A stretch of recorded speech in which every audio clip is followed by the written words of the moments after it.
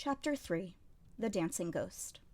Sekiyu had looked very upset indeed when she'd realized the retiring young lady was one of the upper consorts. But once Mao Mao had heard the story, it would have been impossible to keep her from involving herself in it. And so it was that the next night Hongyang told Mao Mao, "Sir Jinchi is asking for you." The food tasting was over. Mao Mao, who had been sipping her dinner of congee, quickly cleaned up her bowl. Sekiyu, who had been eating with her, frowned, but didn't go so far as to say anything. At the baths the day before, Mao Mao had recommended that Consort Lishu consult with Jinchi about the ghost. Mao Mao couldn't advise her on the matter directly, not least because the look on Sekiyu's face said she would never allow it. But Mao Mao knew that if Lishu asked Jinchi about it, there was as good a chance as any that the matter would be referred to her, and now it seemed she'd been right. "I didn't think this all the way through." Mao Mao felt a chill run through her as she was ushered into the sitting room. Gyokyo was there along with Hongyang, as were Jinchi and Gaoshun. Jinchi wore his usual heavenly smile, but she thought she could see his mouth twitching. All she could think was, crap. On a hunting expedition with Jinchi not long before, Mao Mao had learned a terrible secret. Every man in the rear palace other than the emperor was supposed to be a eunuch, but she discovered that one of them wasn't. Namely, Jinchi himself. Let's say simply that he possessed quite a fine specimen. Mao Mao wasn't interested in remembering anything more than that. Mao Mao had finally gotten her ox bezoars, and would have been happy to pretend nothing else at all had happened, but Jinchi seemed to have other ideas. This was the first time they had properly seen each other since the trip, and while his lips were smiling, his eyes were not. "And what kind of request brings you here today?" Consort Gyokyo asked, grinning. Her natural curiosity made her want to stick her nose into all the various matters Jinchi brought to Mao Mao. This particular case had to do with Consort Lishu, though. How would Jinchi broach the subject? "It seems a ghost has appeared in the chambers of one of the other consorts." "My goodness!" exclaimed the red-haired lady, but her eyes were sparkling. Beside her, Hongyang was pressing a hand to her forehead as if to say, "Again?" Mao Mao couldn't help noticing that Jinchi had come straight to the point. She appreciated that he didn't beat around the bush, but Gyokyo was sharp enough that she would almost certainly figure out whom he was referring to. "How terrible! Which consort is it? I must pay her a visit to make sure she's all right." "Lady Gyokyo, you can't go outside in your state." "Oh no? Then perhaps I can send someone on my behalf. You and Mao Mao could go together. Or if you're busy, perhaps I could send Yinghua with her." Making sure she was all right was presumably the last thing on Gyokyo's mind. She just wanted the juicy details. There was no point hiding Lishu's identity now. The truth would come out as soon as Sekiyu opened her mouth. Jinchi had to know that, but perhaps out of some desire to get back at Gyokyo, he replied, "Consort Gyokyo, this is a matter of utmost secrecy, so I must ask you not to pay her a visit or send anyone. Such being the case, might you return her to me again?" "I might be able to lend her to you." The object of all this returning and lending was, of course, Mao Mao. She, Gaoshun, and Hongyang all sighed at once. Were they going to see a repeat of last time? "No, I want you to return her to me. This girl, right here. Mao Mao." Jinchi stood in front of Mao Mao and pressed a finger down on her head. Then he let it slide down her hair. "And when she gets back, I believe you'll find you get no information out of her." His hand brushed her cheek, his pinky and ring fingers floating across her lips. "Because I've taken pains to keep her quiet." Then he left the room, walking with an impossibly elegant gait. Gaoshun, openly shocked, followed him. The other inhabitants of the room looked at Mao Mao with their mouths agape, but she wore much the same expression they did. It was Gyokyo who made the first move. "What happened between you two?" Her gaze, still shell-shocked, settled on Mao Mao, who found the look downright painful. Gyokyo proceeded to interrogate her for the next 30 minutes, but Mao Mao would only say, "It was the frog's fault." She was starting to think that a few ox bezoars had been too cheap a price for a secret she would have to carry to her grave. Mao Mao wondered what kind of apparition this ghost was. Quite frankly, she didn't believe in such things. There had been the incident at the Scary Story gathering a while back, but Mao Mao had no idea if there had been anything supernatural about that. Yinghua, though, was convinced it had been a ghost, and Mao Mao didn't argue. Call them spirits or whatever, it didn't matter. Mao Mao didn't believe people could be killed by malign supernatural forces. When someone died, there was always a reason. Poison, or injury, or sickness. To the extent that a curse or the like ever killed anyone, in Mau Mau's mind, it was only because the person drove themselves to illness through their own belief that they were a victim of such forces.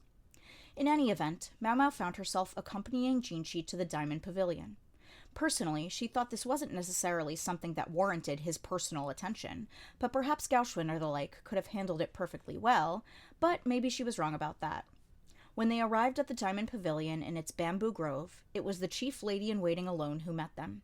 When they realized Jinchi was present, however, the other ladies promptly brushed the dust off their clothes, ran their fingers through their hair, and stood in line at the pavilion entrance. Jinchi regarded them with a smile. Mau Mau could feel a nasty scowl coming on, but Gaoxuan looked at her with the gaze of a bodhisattva. He was well aware that Jinchi hadn't been quite himself since their return from the hunt. He'd pelted her with questions about it, but she wasn't sure how much she should say and had given only ambiguous answers. Did Gaoxuan know Jinchi wasn't a eunuch? Could he himself be another exception to the rule? Convinced that thinking about all that wouldn't get her anywhere, Mau Mau simply followed them into the Diamond Pavilion. Consort Lishu was entertainingly easy to read. Her face was pale when they arrived, but when she saw Jinchi, she promptly flushed red. And then as they came to the matter at hand, the blood drained from her cheeks again. She might not be Mau Mau's mistress, but it was still somewhat alarming to realize someone like her was one of the four most important consorts. I suppose that could be one reason His Majesty hasn't taken her for a bedmate, Mau Mau thought. She was seized by the image of the Emperor as a thoughtful and perceptive man, but then she concluded that it was probably mostly that the bust size involved failed to arouse her appetites. Lishu fell even farther short of His Majesty's preferred 90 centimeters than Mau Mau did. This way, please. The chief lady-in-waiting spoke on behalf of her pallid mistress. A veritable crowd of other ladies-in-waiting followed them around, but their main objective seemed to be Jinchi. To be blunt, they were in the way. To put it poetically, one might have said that it was like a beautiful flower surrounded by a crowd of butterflies. But the ladies-in-waiting were far noisier than butterflies, and the overall effect was more like a cloud of flies buzzing around a fish head. If they knew he wasn't a eunuch... Ugh, Mau Mau didn't even want to think about it. As she was thinking he ought to just hurry up and chop it off, not a very ladylike idea, true, they arrived in the bathing area. Jinchi and the other eunuchs paused briefly, but it was always eunuchs who brought the hot water for the bath anyway, so surely there was no problem. Here. The chief lady-in-waiting stopped before the changing room. Consort Lishu stood some distance away, afraid to get too close. The consort says she was standing here when she witnessed a mysterious figure. She gestured in the direction of the changing room window. There was nothing beyond, just a blank wall. A storage room could be seen beyond the window. Normally the window would have been covered with a bamboo screen, but it had happened to be open, and the consort had happened to glance through it. Can you describe the figure to me? Mau Mau looked at Lishu, who was clutching her skirt and looking at the ground. It made her seem so young. She lacked any of the authority one associated with a consort. Are you still talking about that? One of the ladies-in-waiting, evidently inspired by her mistress's cowering demeanor, asked in a nasal voice. You're just so desperate to get attention, Lady Lishu. I'm sure it's nothing to worry about. You must have been seeing things. The woman stepped forward importantly, adding a flirtatious glance at Jinchi for good measure. She was pretty. Women of the rear palace were, almost by definition. But there was a dangerous glint in her eyes, one her use of eyeliner emphasized. I should think it is the duty of the chief lady-in-waiting to admonish her mistress for such behavior, the woman said, shaking her head and sighing. The other ladies-in-waiting clustered around her as if literally falling into line behind her. The chief lady-in-waiting seemed to shrink into herself. Aha, Mau Mau thought. The haughty woman must have been the former chief lady-in-waiting. It must have rankled her to be demoted in favor of a food taster. She probably needled her like this every day. Jinchi, who could no doubt deduce that much just as well as Mau Mau, smiled and took a step toward the self-important lady. You speak truly, he said, but my duty is to listen when a consort has something to say. I implore you not to take the chance to do that duty away from me. His voice was sweet as nectar, and the ladies-in-waiting could only nod in agreement with whatever he said. Most of the ladies of the rear palace were, let us say, inexperienced with men, making their reactions to them amusingly easy to read. Then Jinchi added softly that he wished to drink some tea, an effective strategy for clearing the room. The ladies-in-waiting all but stumbled over themselves to be the one to prepare his drink. Actually, another lady-in-waiting entirely had already prepared tea long before, but they didn't know that. He really did know how to do his job. "Now, milady, might you be so good as to tell me what's on your mind?" Thus mollified by Jinchi, Consort Lishu lay down on her couch and finally began to speak. "I went to take my bath just like normal. Personally, I prefer tepid water, but my ladies always make the water quite hot, so I bathe somewhat late to give the water time to cool down. I've begun to get the impression lately that my ladies-in-waiting are not especially fond of me, but at least they don't complain about my bathing alone, which has been my practice ever since my time in the convent. The only time I'm accompanied is when changing my clothes, for which I have the help of Kanan, my chief lady-in-waiting. It happened when I had finished my bath and had gone into the changing room. I felt a little overheated while I was drying myself off, so I raised the blind. The window was closed, so not much air came through, but then I saw a flicker. At first I thought it might be the curtain flapping in the breeze, but no, I'd closed the window before getting in the bath, and there shouldn't have been any breeze, yet it was flapping. So I looked over, and then I saw it. A big, round face floating there, flickering and dancing, using the curtain like a robe. The face was smiling, and the entire time it looked straight at me. The very memory was clearly fear-inducing, for Lishu hugged herself and trembled as she lay on the couch. Kanan rubbed her shoulders gently. Wow, and she used to be so mean to her. So people really could change, Mama reflected as she sipped her tea. The tea Jinchi requested earlier hadn't yet arrived. There seemed to be an argument going on about who would have the privilege of bringing it to him. There were almond cookies to go with the tea, a rather cosmopolitan snack. They were crispy and seemed like they would keep well, so Mau kept glancing at Kanan, wondering if she might be able to wheedle a few out of her as a souvenir. "You don't think there could have been someone in the area?" Jinchi was asking. "Might you have seen a palace woman and mistaken her for a spirit?" Lishu and Kanan both shook their heads.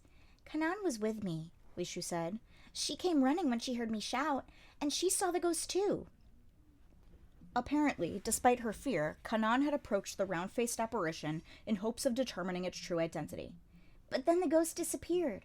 There was no one around, of course, but the curtain was still as if it had never moved. The window was shut too. The room doesn't get much air through it."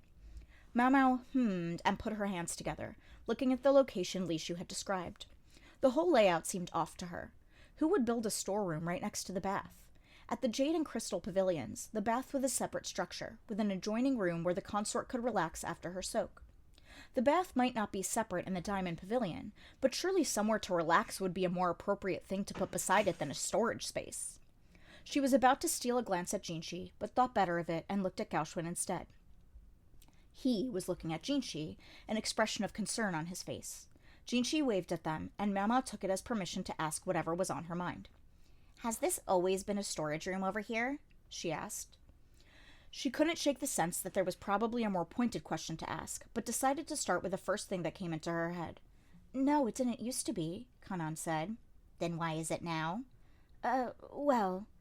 Kanan stood, looking a little uncomfortable, and moved to the storage room across from the bath.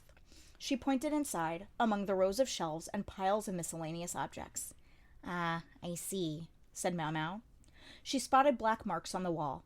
Mold, she discovered on closer inspection. Once it had taken root like this, it would require more than a little scrubbing to get rid of it. The proximity of the bath must have made humidity an issue here, and yet the Jade and Crystal pavilions didn't have problems with mold. The ladies-in-waiting of the Jade Pavilion would probably have investigated to figure out where it was coming from so that they could take care of the problem at its source, but such dedication couldn't be expected from the women of the Diamond Pavilion. In fact, the ladies of the Jade Pavilion, with their diligent cleaning, were somewhat exceptional. Here, they decided to sweep the problem under the rug, as it were, by simply turning the room into a storage area. Still, the problem went beyond a little mold. In places, the wall was soft and springy to the touch. It might even be rotted clear down to the foundations. "I wouldn't have said this building was that old." "It's not. It was built when Lady Lishu first entered the rear palace." Mau frowned. Could the structure have gotten so unstable in such a short time? Then she noticed that there was a window directly next to the rotted part. This was the curtain Lishu had said was flapping. Stroking her chin, Mau went over to the bathing area. She went through the changing room and peered into the cypress wood bathtub. "There it is." The words had escaped her lips almost before she knew it. She'd found a small, round hole at the bottom of the tub. To the side of the tub sat a plug. The rear palace had been built over an old sewer system, one of its great conveniences, and the drain no doubt led to it.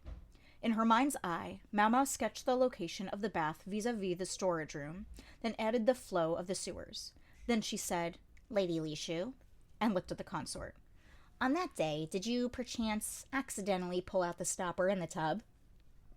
Li Shu blinked. "How did you know?" Now Mau Mau was sure. She walked briskly back over to a mold-infested wall, then tried to move a shelf so she could get a better look at the rotten floor. She wasn't strong enough to do it alone, but the ever-perceptive Gaoxun quickly came over and helped. Moving the shelf revealed a spot on the floor so soft that it looked like it might give way if she jumped on it. A crack had formed there between the floor and the wall. "Would it be possible to check on a blueprint whether the sewer runs directly under this spot?" Mau Mau asked. It was, once again, Gaoxun who responded promptly to her request. He instructed another eunuch to bring a blueprint of the diamond pavilion. Just as Mau Mau had suspected, the sewer system ran directly under the floor of the storage room. "With hot water passing just under the floor and steam coming up from it, it would naturally make this wall prone to rot," she said. "And if some of the steam were to slip out of this crack, it could produce a breeze even with the window closed." That explained the flapping of the curtain. Consort Li Shu looked at Mau Mau open-mouthed, but then her eyes widened and she said, But then how do you explain that round face?" Mau Mau hummed thoughtfully and stroked her chin again. She looked at the location of the curtain and the spot where she assumed Li Shu had seen the face. Then she turned slowly around in that spot. With a wall at her back, she spotted a shelf at a diagonal from where she stood. It held something covered with a cloth. She approached and removed the covering to reveal a brass mirror. It looked awfully well polished for something left in a storage room. It still had some shine even now. "That's—" "Yes, ma'am?" Li Shu looked at the ground. "That's very important to me. Please be careful with it." Well, it wasn't as if Mau Mau had intended to break it. However, she refrained from touching it, instead staring at the mirror's surface. It was almost exactly the size of a human face. "How long has this been here?" she asked. "Since the new mirror arrived with the special envoys. I used it all the time before that. It was put here when we got the new one." The envoys had brought the consorts full-length glass mirrors, meaning they showed much more than this brass plate, and far more clearly. There would be no comparison, and no reason not to put this one away in storage. "And yet it appears to have been polished every day," Mau Mau remarked. Brass clouded quickly. For the mirror to remain so reflective, it must have been cared for frequently. Li Shu regarded the mirror with a certain lonesomeness. She seemed far more attached to it than to the new gift. "Since we have it out, take a look in it," Mau Mau suggested. She took the mirror, careful to hold it with a cloth, and gave it to Li Shu. "It will be easiest to see if you make sure there's plenty of light." So saying, Mau Mau opened the curtain, letting in the sun from outside. The highly polished mirror caught the light and reflected it. "It might be clearest if you hold it like this." Mau Mau adjusted the position of the mirror in the consort's hands. The light struck the brass surface, then reflected onto the white wall. Everyone present reacted with astonishment. The light formed a perfect circle on the wall, in which floated the face of a smiling woman. Jinshi was the first to speak. "What is this?" He stared fixedly at the wall as if he couldn't believe what he was seeing. "Now I get it," Mau Mau thought. "I'd heard of so-called magic mirrors, but this is my first time seeing one," she said. These were bronze mirrors that indeed seemed magical. When light struck them, they reflected an image or a message. They were sometimes also called transparent mirrors because of the way light seemed to make them see-through when it hit them. They had a long history, although very specialized techniques were required to make them. Mau Mau's adoptive father, Luo Min, had a wide-ranging knowledge that extended well beyond drugs and medicine. Ever since she was small, he'd regaled Mau Mau with intriguing stories and surprising facts, and this had been one of them. Presumably, the cloth had simply happened to come off the mirror that night. The polished surface of the mirror had caught the moonlight and projected its image on the wall. The result had been the floating face. A ghost created by sheer coincidence. "This face," Li Shu sniffled, ignoring the tears that ran down her cheeks as she peered at the mirror. "It looks like my poor deceased mother somehow." She clutched the bronze plate tightly, her lips twisting with distress and snot pouring out from her nose. Quite frankly, it robbed her of any semblance of the authority a consort should have, but it also looked very much characteristic of her. This girl was one of the Emperor's 4 ladies, yet really, at her age, she should still have been growing up. Now Mau Mau knew why she cherished that mirror so much. It was a reminder of her mother. Perhaps she'd hoped to make her daughter feel that even in the rear palace, far away, she was always at her side. Mau Mau herself didn't really know what a mother was, but it was clearly something so important that it inspired deeply felt emotions in this consort. Still indecorously dripping snot, Li Shu clung to the mirror. The image on the wall had vanished, but no doubt she could still see that gentle smile in her mind's eye. I wonder if Mother is angry that I changed mirrors. Maybe that's why she appeared. It was simply a coincidence, milady, Mau Mau said dispassionately.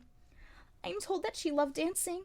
Giving birth to me shattered her body so she couldn't dance anymore. She died never being able to do it again. I wonder if she came back as a ghost now to dance. There is no such thing as ghosts. Li Shu seemed not to hear Mau Mau's cold pronouncement. Kanan took out a handkerchief and began wiping her mistress's face. The scene was robbed of its pathos when someone announced, "Your tea is ready, sir?" It appeared to be the former chief lady-in-waiting who had won the struggle to deliver the drink. She'd arrived bearing fragrant tea along with snacks. She had an obsequious smile on her face for Jinchi's benefit, but when she saw her sobbing, snotty mistress, her expression twisted into one of contempt. She quickly regained her smile, however, and slowly approached the consort.